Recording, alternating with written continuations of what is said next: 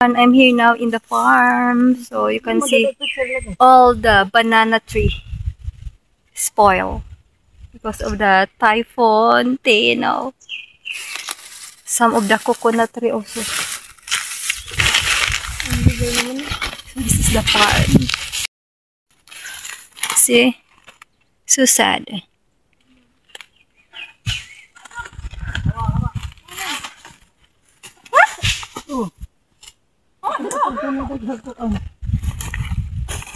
My dad taking coconut. We still have some of coconut. May biyabas, may bunga. Wapa. Kamang ladya di ay. Kung bakay duha ka makabuk nga to kudak ang lubi. Like ang morong. This is the farm of my dad.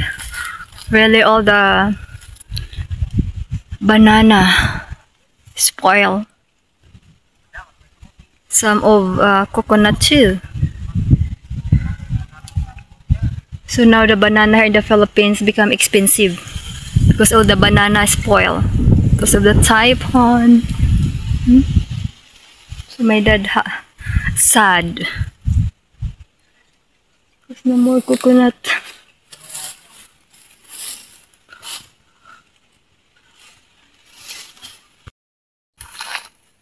Farmer girl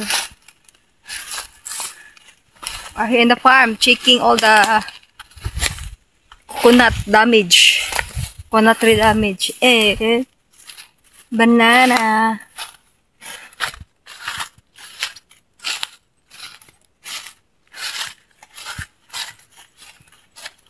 Asa raman sila? Araman. Dapat i-picture sa agsag ng tukang lubi.